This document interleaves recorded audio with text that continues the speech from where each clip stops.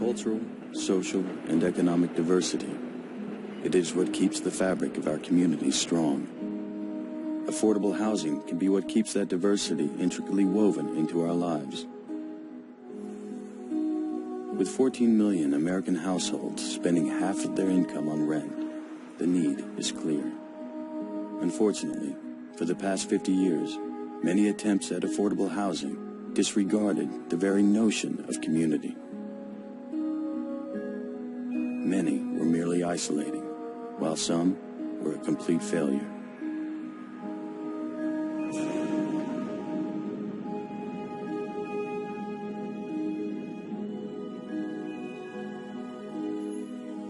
How can these tears in the fabric of our communities be repaired?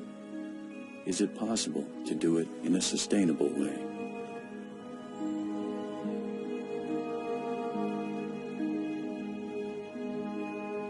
The history of affordable housing or urban design, it used to be about dividing and isolation, and we see that that really didn't work.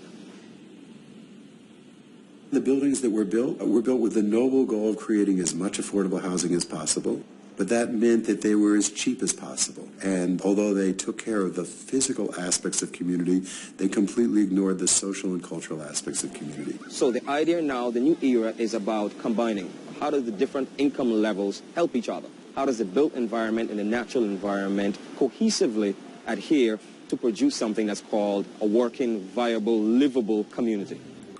The South Bronx. A low point in the 70s saw huge numbers of residents flee, leaving many buildings abandoned.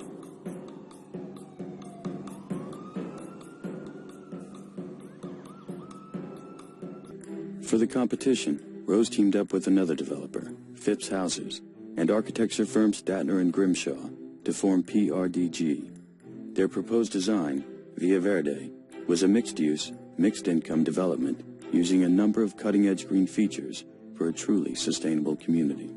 One of the things we discussed was how to do design that will really promote wellness. And for instance, we're really thinking about the design of our stairways, because one of the things that has been... The winning design was the result of an ongoing dialogue with community members.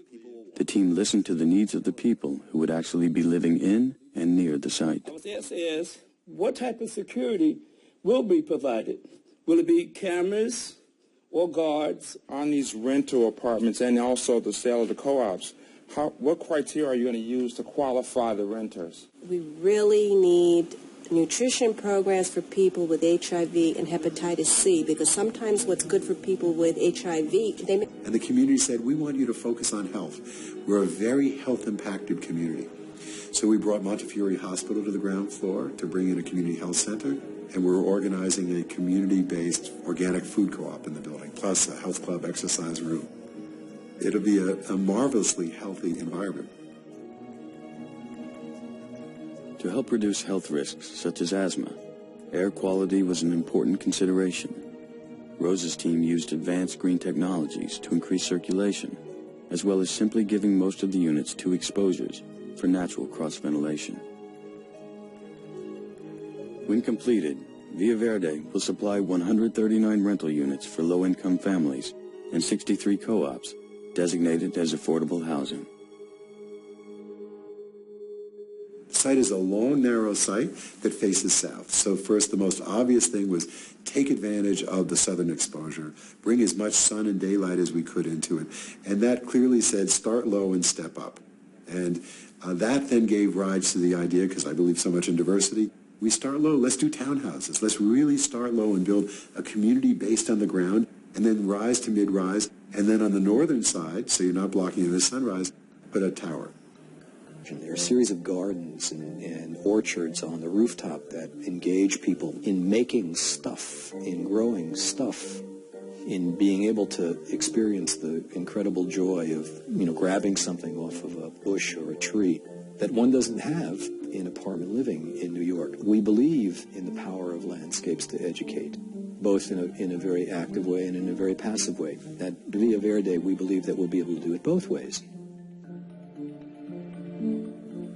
I strongly believe if you have a safe and secure place of shelter, you can then start to focus on other more important things.